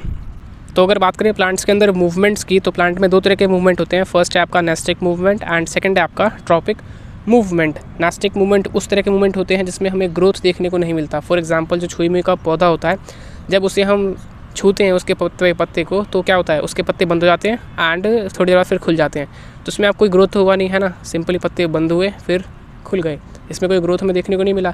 अनदर एग्जांपल हो सकता है आपका जो वीनस फ्लाई ट्रैप होता है, ठीक है, उस पर जब भी कोई मक्खी बैठती है तो वो क्या होता है, बंद हो जाता है, ठीक, एंड फिर खुल जाता है। तो इसमें हमें कोई ग्रोथ देखने को नहीं मिल रही, इसलिए सिंपल मूवमेंट है, ठीक है, खुले हुए बंद हो गए, खुले हुए बंद हो गए। तो इस तरह के मूवमेंट जो होते हैं प्लांट में, इस तरह के मूवमेंट को हम कहते हैं नेस्टिक मूवमेंट, ठीक। एंड ये मूवमेंट डायरेक्शनल भी नहीं होते। फॉर एग्जांपल ऐसा नहीं होता कि हम अगर छुई मुई पत्ते को नीचे से छुएँ तो वो नीचे से बंद होगा, है ना, एक प्रॉपर शेप में ही बंद होता है ना, ऊपर से छुए नीचे से छुए कहीं से भी छुए वो एक ही पोजीशन में बंद होगा। तो जो आपका दूसरा मूवमेंट है ना ट्रॉपिक मूवमेंट, उसमें हम देखेंगे कि जो ट्रॉपिक मूवमेंट होता है वो डायरेक्शनल भी होता है, ठीक, जिस हिसाब से स्टिमुलस जहाँ उसे मिलता है उस हिसाब से वो अपनी डायरेक्शन चेंज कर लेता है। तो नेक्स्ट जो आपका मूवमेंट है दैट इज़ ट्रॉपिक मूवमेंट। तो ट्रॉपिक मूवमेंट वो मूवमेंट होता है जिसमें हमें ग्रोथ देखने को मिलता है, ठीक है, ग्रोथ रिलेटेड मूवमेंट को हम कहते हैं ट्रॉपिक मूवमेंट। ये जो ट्रॉपिक मूवमेंट होता है वो स्टिमुलस पे काम करता है। स्टिमुलस आपने पता होगा कि इन्वायरमेंट में जो चेंजेस आते हैं जिसके अकॉर्डिंग कोई भी लिविंग अपनी बॉडी में चेंज लाता है, उस चेंजेस को, उस आउटर इन्वायरमेंट के चेंजेस को हम कहते हैं स्टिमुलस, ठीक है। अगर बात करें इस मूवमेंट के एग्जांपल की, तो अगर आपके घर पे कोई प्लांट होगा तो आपने चीज़ देखा होगा कि जिस तरफ से, मतलब जिस डायरेक्शन से सनलाइट आती है ना, उस डायरेक्शन में जो हमारा प्लांट होता है वो ग्रो करने की कोशिश कर रहा होता है, ठीक है। तो ये जो हुआ किस तरह से हुआ, बाहर में स्टिमुलस आया एक, है ना, आपका जो सनलाइट था वो उसकी पोजीशन चेंज हुई, उस हिसाब से जो आपका प्लांट था वो उसने ग्रो करने की कोशिश करी। तो ये जो मूवमेंट है इसे हम कहेंगे ट्रॉपिक मूवमेंट, क्योंकि इसमें डायरेक्शन एक दो डायरेक्शनल है ना, जिस डायरेक्शन में सन है उस जिस डायरेक्शन से सनलाइट आ रही है उस डायरेक्शन में ग्रो करने की कोशिश कर रहा है, तो ये डायरेक्शनल हुआ। एंड सेकंड ये ग्रोथ रिलेटेड मूवमेंट है ना, इसमें ग्रोथ भी तो हो रहा है, जहाँ सनलाइट आ रहा है उस तरफ हमारा पेड़ ग्रो कर रहा है। तो इस तरह के मूवमेंट को प्लांट में हम कहते हैं ट्रॉपिक मूवमेंट्स। प्लांट्स में जो ये ट्रॉपिक मूवमेंट्स होते हैं वो बेसिकली 2 तरह के होते हैं। फर्स्ट है आपका पॉजिटिव ट्रॉपिज्म एंड सेकंड है आपका नेगेटिव ट्रॉपिज्म। पॉजिटिव ट्रॉपिज्म वो मूवमेंट होते हैं जब प्लांट का जो प्लांट की ग्रोथ का डायरेक्शन जो हो वो स्टिमुलस के डायरेक्शन में हो, है ना। जैसे जब लाइट जिस डायरेक्शन में आती है जहाँ से आ रही होती है उसी तरफ प्लांट ग्रो करने की कोशिश करता है, तो इसे हम बोलते हैं प्लांट का सूट जो होता है वो उस तरफ ग्रो करने की कोशिश करता है। तो ये हुआ आपका पॉजिटिव ट्रॉपिज्म। एंड जो आपका रूट होता है ना, प्लांट का रूट, वो क्या करता है, सनलाइट के अवे वाले डायरेक्शन में ग्रो करने की कोशिश करता है। अगर सनलाइट किसी एक डायरेक्शन से आ रही है तो रूट जो होगा वो अलग डायरेक्शन में ग्रो करने की कोशिश करेगा। तो ये एग्जांपल हो गया आपका नेगेटिव ट्रॉपिज्म का। तो अगर स्टिमुलस के डायरेक्शन में आपका ग्रोथ है उसे पॉजिटिव ट्रॉपिज्म, एंड आपका स्टिमुलस के अवे है, मतलब स्टिमुलस के अपोजिट डायरेक्शन में ग्रो हो रहा है, तो उसे हम बोलेंगे नेगेटिव ट्रॉपिज्म। अभी हम बहुत सारे एग्जांपल देखेंगे तो आपको बहुत ही अच्छे से क्लियर हो जाएगा। ठीक, यहाँ पे मैंने एक एग्जांपल ले रखा है टेंड्रिल प्लांट्स का। तो अगर आपने टेंड्रिल प्लांट्स देखे हो, फॉर एग्जांपल जो अंगूर होता है, अंगूर के पेड़ में होता है ना टेंड्रिल निकलते हैं, एंड मटर का जो पौधा होता है उसमें टेंड्रिल्स निकलते हैं। तो इसमें क्या होता है कि टेंड्रिल्स का वो पार्ट जो कि किसी चीज़ से टच होता है ना, वो पार्ट ज़्यादा ग्रो नहीं करता, एंड जो पार्ट टच नहीं हुआ होता है वो पार्ट ज़्यादा ग्रो करने लगा स्टार्ट कर देता है। ठीक है, तो उस वजह से क्या होता है, पीछे से एक प्रेशर मिलता है आगे की तरफ। ठीक है, क्योंकि पीछे वाले पार्ट में क्या हो रहा है, ग्रोथ हो रही है, एंड आगे के पार्ट में ग्रोथ नहीं हो पा रहा जो टच है। इस वजह से क्या होता है, एक पुश मिलता है जिस वजह से आगे का पार्ट जो होता है वो सर्कल होना स्टार्ट हो जाता है उस टच वाले ऑब्जेक्ट के ऊपर। ठीक है, इस तरह से टेंड्रिल ग्रो करना स्टार्ट कर देता है। तो इसमें आपका क्या हुआ, टच जो हुआ वो हुआ बाहर का स्टिमुलस। ठीक है, तो ये हो गया एग्जाम्पल आपका ट्रॉपिक मूवमेंट का, क्योंकि यहाँ पे ग्रो हो रहा है एक प्रॉपर डायरेक्शन में। तो ये जो ट्रॉपिक मूवमेंट है वो बेसिकली डिपेंड कर रहे हैं बाहर के स्टिमुलस पे। ठीक है, कि किस तरह का स्टिमुलस बाहर मिल रहा है उस तरह से ग्रोथ देखने को मिल रहा है।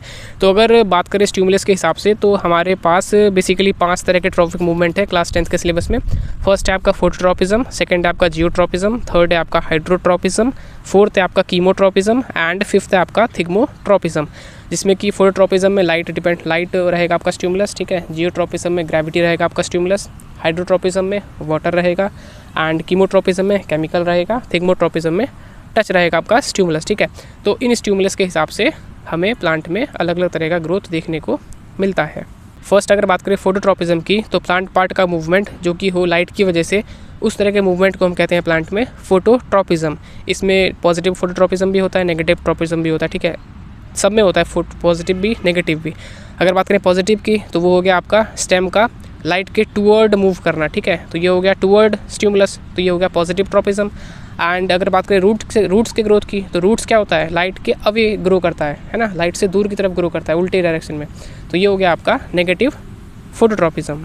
नेक्स्ट है आपका जियोट्रॉपिज्म। तो जब भी प्लांट में जो मूवमेंट हो वो ग्रेविटी के रिस्पॉन्स में हो तो उस तरह के मूवमेंट को हम बोलेंगे जियोट्रॉपिज्म। फॉर एग्जांपल रूट का ग्रो करना टूवर्ड्स ग्रेविटी एंड सूट का ग्रो करना अवे फ्रॉम ग्रेविटी, ये एग्जांपल हो गया आपका जियोट्रॉपिज्म का, जिसमें कि फर्स्ट हो गया आपका पॉजिटिव जियोट्रॉपिज्म एंड सेकंड हो गया आपका नेगेटिव जियोट्रॉपिज्म।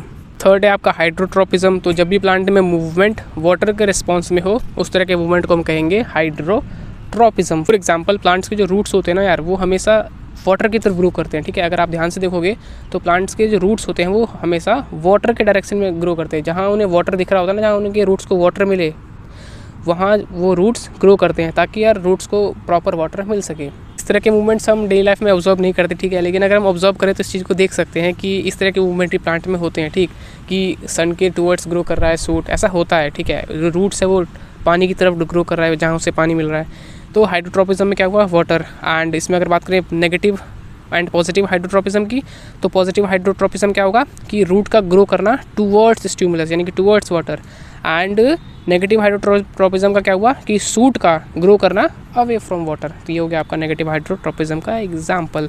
नेक्स्ट है आपका कीमोट्रॉपिज्म, दैट इज़ कि प्लांट का मूव करना, प्लांट के मूवमेंट होना केमिकल के रिस्पॉन्स में। तो रिप्रोडक्शन इन फ्लावरिंग प्लांट्स में हमने देखा था कि किस तरह से जो पॉलन ग्रेन्स होते हैं वो पॉलन ट्यूब ग्रो करते हैं टूवर्ड्स ओव्यूल, यानी कि ओव्यूल क्या हो गया, केमिकल हो गया। एंड जो अब इसका मूवमेंट हुआ, इसका जो ग्रोथ हुआ पॉलन ट्यूब का ग्रोथ, वो किसके रिस्पॉन्स में हुआ, ओव्यूल केमिकल के रिस्पॉन्स में। तो ये हो गया आपका पॉजिटिव कीमोट्रॉपिज्म, यानी कि केमिकल के टूवर्ड ग्रोथ हो रहा है। ठीक है, एंड अगर बात करें नेगेटिव कीमोट्रॉपिज्म की, तो जब भी क्या होता है ना, जब भी रूट्स जो होते हैं ना पेड़ के जड़, वो ग्रो कर रहे होते हैं नीचे की तरफ, और मान लो बीच में कोई केमिकल आ गया तो उसका जो रूट्स होता है ना पेड़ का, वो उसके अवे ग्रो करने लगता है। ठीक है, अगर केमिकल आ गया, हार्मफुल केमिकल है, वो प्लांट को डिस्ट्रॉय कर सकता है, तो प्लांट का जो रूट होगा वो उस केमिकल के अवे ग्रो करने लगेगा। तो ये एग्जाम्पल हो गया आपका negative chemotropism. Last tropic movement है आपका thigmotropism, that is movement of plant part in response to touch. अगर बात करें एग्जाम्पल की तो इसमें यार छुई मुई का एग्जाम्पल नहीं आएगा, ठीक है। छुई मुई के पत्ते को छूते हैं वो बंद हो जाता है टच, ठीक है। इसमें वो वाला एग्जाम्पल नहीं आएगा क्योंकि वो जो मूवमेंट होता है वो होता है आपका नेस्टिक मूवमेंट। एंड एग्जाम में 10th के एग्जाम में बोर्ड में मैं वो एग्जाम्पल लेके आ गया था, ठीक है। एंड बाद में मुझे याद आया कि यार मैं तो गलत लिख के आ गया, ठीक। तो यहाँ पर एग्जाम्पल आएगा आपका ट्रॉपिक मूवमेंट का। तो ट्रॉपिक मूवमेंट में हम ले सकते हैं आपका जो टेंड्रिल्स का ग्रोथ होता है ना, टेंड्रिल्स जो टच होते ही किस तरह से ग्रो करता है घूम घूम के, तो वो टच वाला एग्जांपल हो गया आपका पॉजिटिव थिग्मोट्रोपिज्म। एंड अगर बात करें नेगेटिव ट्रोपिज्म की, तो जब भी जो रूट होता है प्लांट का, अगर मान लो किसी पत्थर से टच कर गया अंदर में, तो वो क्या होगा, उस पत्थर से अवे ग्रो करने लगेगा, उसके उल्टे डायरेक्शन में ग्रो करने लगेगा जहाँ पे वो टच होगा। तो ये हो गया आपका नेगेटिव थिग्मोट्रोपिज्म का एग्जाम्पल। तो यार अब इस चैप्टर का सिर्फ लास्ट टॉपिक बच रहा है हमारा, दैट इज़ प्लांट्स हार्मोन, ठीक है। बहुत ही खुशी की बात है क्योंकि यार चैप्टर फिनिश होने वाला है, ठीक है। इससे बड़ी खुशी क्या हो सकती है। तो प्लांट्स हार्मोन में हम देखेंगे कि प्लांट्स में कितने हार्मोन्स होते हैं एंड उन हार्मोन्स का क्या क्या काम होता है प्लांट्स के अंदर। तो हार्मोन्स के बारे में ऑलरेडी जानते हैं कि हार्मोन्स ऐसे केमिकल कंपाउंड्स होते हैं जो कि हेल्प करते हैं कंट्रोल एंड कोऑर्डिनेशन में, जैसे कि ग्रोथ में, डेवलपमेंट में एंड या फिर बाहर के एनवायरनमेंट में कोई चेंज आया है तो उसके टुवर्ड रिस्पॉन्स करने में। एंड अगर बात करें प्लांट्स की, तो प्लांट्स में कंट्रोल एंड कोऑर्डिनेशन करने के लिए सिर्फ और सिर्फ हार्मोनल सिस्टम ही प्रेजेंट है। प्लांट हार्मोन्स को हम एक अलग नाम से भी जानते हैं, दैट इज़ फाइटो हार्मोन्स। तो अगर बात करें प्लांट हार्मोन्स की, तो प्लांट्स के अंदर 5 हार्मोन्स होते हैं बेसिकली हमारे सिलेबस के हिसाब से। फर्स्ट है आपका ऑक्सीन, सेकंड है आपका जिबरलिन, थर्ड है आपका साइटोकिनिन्स, फोर्थ है आपका एब्सिसिक एसिड एंड फिफ्थ है आपका इथाइलिन। इनमें से कुछ हार्मोन्स जो हैं वो हैं growth hormones, that is growth में हेल्प करने वाले, एंड कुछ हार्मोन्स हैं आपके ग्रोथ इनहिबिटर जो कि ग्रोथ को इनहिबिट करते हैं, ठीक है, ग्रोथ होने से रोकते हैं। तो फर्स्ट हार्मोन है हमारा ऑक्सीन्स। तो ऑक्सीन जो है वो है आपका ग्रोथ हार्मोन जो कि पाया जाता है प्लांट के ग्रोइंग एरियाज़ में, जैसे कि आपका रूट के टिप पे, सूट के टिप में, है ना, जहाँ से स्टेम्स निकलती है वहाँ पे। एंड इसका जो मेन काम होता है वो होता है सेल को एनलार्ज करना, ठीक है, प्लांट सेल को एनलार्ज करना, एलोंगेट करना, है ना, ताकि ग्रोथ हो सके प्लांट में, है ना। एंड अभी जो हमने एक एग्जाम्पल डिस्कस किया था, दैट इसकी प्लांट का जो ग्रोथ होता है टुवर्ड्स लाइट, वो भी हो पाता है ऑक्सीन हार्मोन्स की वजह से। एंड वो कैसे हो पाता है चलिए डिस्कस करते हैं, ठीक है। तो होता ये है कि प्लांट में जहाँ भी लाइट पड़ता है ना, वहाँ का जो ऑक्सीजन होता है ना, ऑक्सीजन हार्मोन, वहाँ से वो डिफ्यूज़ हो जाता है, वहाँ से हट के वो शेडेड रीजन में चला जाता है जहाँ पे लाइट ना हो, ठीक है। तो जहाँ पे लाइट ना हो वहाँ पे ऑक्सीजन हार्मोन चले जाते हैं, ठीक है, शिफ्ट हो जाते हैं। और होता क्या है कि शेडेड रीजन में जहाँ पे कि लाइट ना पड़ रही होती है वहाँ पे ग्रोथ ज़्यादा हो जाता है, क्योंकि ऑक्सीजन हार्मोन वहाँ पे ज़्यादा है तो वहाँ पे ग्रोथ ज़्यादा हो जाती है, जिस वजह से क्या होता है आगे के पार्ट में ग्रोथ हो नहीं पाता, एंड पीछे के पार्ट में जहाँ पे शेडेड रीजन है वहाँ पे ग्रोथ होता रहता है, जिस वजह से आगे का पार्ट जो होता है वो बेंड हो जाता है टुवर्ड्स लाइट, ठीक है। तो इस तरह से जो बेंडिंग होती है टुवर्ड्स लाइट वो हो पाती है because of oxygen hormone. Next hormone है आपका जिब्रेलिन, दैट इज़ ये भी एक ग्रोथ हार्मोन है। एंड ये जो पाया जाता है वो पाया जाता है बेसिकली जहाँ से स्टेम निकलते हैं ना प्लांट्स में, उस स्टेम के रीजन में पाया जाता है, क्योंकि इसका मेन काम जो होता है वो होता है स्टेम को इलोंगेट करना, ठीक है, स्टेम्स निकालना प्लांट्स पार्ट में। एंड इसके और भी बहुत सारे फंक्शन हैं, जैसे कि सीड्स एंड बर्ड्स की डोरमेंसी को ब्रेक करना। डोरमेंसी होता है जब सीड जो होता है ना, जब ग्रो नहीं कर रहा होता है, यानी कि सीड जब बिना ग्रो के स्टेज में होता है, उसे डोरमेंसी कहते हैं, जो कि हमने डिस्कस भी किया था रिप्रोडक्शन इन प्लांट्स के केस में। तो डोरमेंसी का जो ब्रेक करता है, सीड्स की डोरमेंसी को जो ब्रेक करता है एंड बर्ड्स की डोरमेंसी को, वो करता है आपका जिब्रेलिन हार्मोन। एंड इसका अगर बात करें तो ये जो है वो बिना ऑक्सीजन हार्मोन के काम नहीं कर पाता, ठीक है। तो ऑक्सीजन हार्मोन का प्रेजेंस बहुत ज़रूरी है अगर ये हार्मोन को आपको एक्टिवेट करना है तो। एंड इसका फ्रूट ग्रोथ में भी काफ़ी रोल है। तो यार ये सारे जो हार्मोन हैं इनके अपने अपने काम है, ठीक है, किसी का कुछ काम है, किसी का कुछ काम है, मिला जुला के सबके अपने अपने काम है, ठीक। नेक्स्ट है आपका साइटोकिनिन्स, एंड ये जो काम है वो आपको याद रखने हैं, क्योंकि एग्जाम में कई बार आ जाता है कि ऑक्सीजन जो है उसके क्या रोल हैं, जिब्रेलिन है उसके क्या रोल हैं, ठीक है भाई।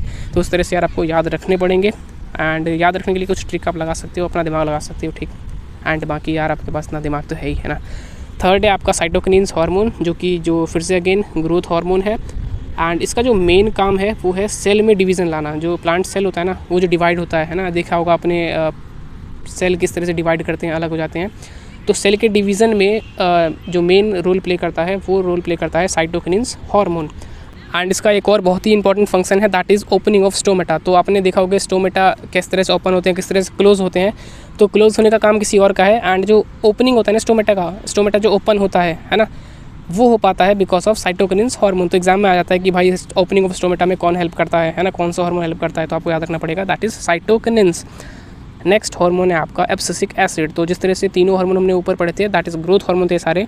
तो ये जो हार्मोन है वो है आपका ग्रोथ इनहिबिटर, यानी कि ग्रोथ को ग्रोथ को ये इनहिबिट करता है, ग्रोथ को रोकता है होने से, जो कि बहुत ज़रूरी होता है, ठीक है। किसी एक टाइम पे ना ग्रोथ का रुकना भी बहुत ज़्यादा ज़रूरी है। फॉर एग्जांपल मान लो कोई सीड है, ठीक है, उसे ग्रो करना है, बट उसके आसपास का जो इन्वायरमेंट है वो उतना अच्छा नहीं है, ठीक है, आसपास पानी नहीं है, आसपास उतनी अच्छी मिट्टी नहीं है, तो यार इसका ग्रो करने का कोई फ़ायदा होगा नहीं। अगर वो ग्रो कर भी गया ना तो मर जाएगा वो पौधा, ठीक है। तो इसमें जो प्लांट में जो हार्मोन होता है दैट इज़ आपका एब्सिसिक एसिड, ये क्या करता है, वो रोक के रखता है, ठीक है, वो उस सीड को रोक के रखता है कि भाई तू जर्मिनेट नहीं होगा, ठीक है, जब तक तुझे अच्छा इन्वायरमेंट नहीं मिलेगा तब तक मैं तुझे ग्रो नहीं होने दूंगा। तो ये बहुत ही अच्छी बात है, ठीक है। तो इस तरह से जो आपका एब्सिसिक एसिड है वो ग्रोथ को इनहिबिट करता है। एंड अगर बात करें क्लोजिंग ऑफ स्टोमेटा की, तो क्लोजिंग ऑफ स्टोमेटा में ये एब्सिसिक एसिड ही हेल्प करता है, ठीक है। ओपनिंग ऑफ स्टोमेटा में करता है आपका साइटोकिनिन्स एंड क्लोजिंग ऑफ स्टोमेटा करता है एब्सिसिक एसिड। इसके और भी कुछ काम है, फॉर एग्जांपल पत्तों का गिरना है ना, फ्रूट्स का फ्लावर्स का डिटैच होना बॉडी से, प्लांट बॉडी से, ये काम भी कौन करता है, ये काम करता है एब्सिसिक एसिड। नेक्स्ट हार्मोन है आपका इथाइलिन। तो ये जो हार्मोन होता है ये ऊपर के चारों हार्मोन से थोड़ा अलग होता है because it is in gaseous state, right. And इसका जो मेन काम होता है वो होता है फल को पकाना, ठीक है, मतलब फूड राइपनिंग में इसका मेन रोल होता है। जब भी फूड पकता है ना तो यार वहाँ पे इथाइलिन गैस का काम आता है। जैसे अगर मान लो आपका जो फल है वो नेचुरली पक नहीं पा रहा है, ठीक है, तो जो आपने देखा होगा स्टोरेज होते हैं ना फल के, जहाँ पे स्टोर किए जाते हैं बहुत सारे फल, वहाँ पे इस तरह के इथाइलिन गैस उस पर छिड़के जाते हैं ताकि वो फ्रूट्स जो हो जल्दी राइप कर जाए।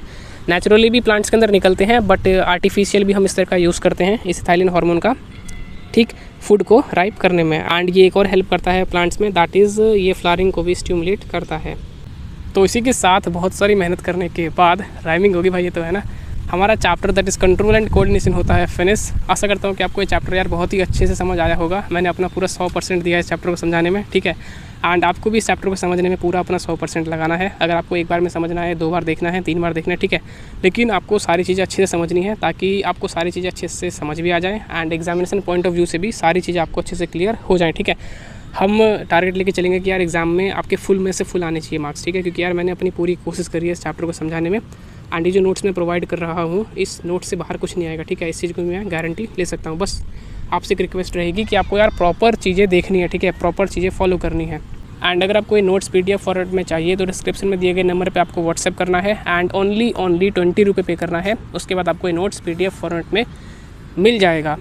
मैं चाहता तो यार फ्री भी रख सकता था बट ये नोट्स बनाने में एंड एक्सप्लेनेशन वीडियो बनाने में बहुत ही टाइम लगता है, बहुत ज़्यादा मेहनत लगती है। एंड अगर बात करें यूट्यूब रेवेन्यू की, एड रेवेन्यू की, वो बहुत कम आता है, ठीक है, ना के बराबर आता है, ठीक है। तो यार अगर थोड़ा अमाउंट आप शेयर करोगे, ठीक है, तो उससे क्या होगा, मुझे फाइनेंशियली सपोर्ट मिलेगा एंड मैं इस तरह के कंटेंट और बना पाऊँगा, ठीक। तो अगर आपका कोई डाउट रह गया है, कुछ आपको समझ नहीं आया है या फिर आपको नेक्स्ट कौन सा चैप्टर चाहिए, वो डिस्क्रिप्शन में वो कमेंट में जाके आपको अभी बताना है कि कौन सा चैप्टर आपको नेक्स्ट चाहिए। एंड अगर आपको वीडियो अच्छी लगी है तो लाइक करना है एंड दोस्तों के साथ मैक्सिमम से मैक्सिमम दोस्तों के साथ शेयर करना है। इसी के साथ मिलते हैं इस सीरीज़ के नेक्स्ट वीडियो में। हम कोशिश करेंगे उन चैप्टर्स को पहले करने की जो चैप्टर्स अपलोड नहीं हुए हैं, ठीक है, अभी तक। एंड इसी के साथ मिलते हैं नेक्स्ट चैप्टर में। तो जय हिंद, जय भारत।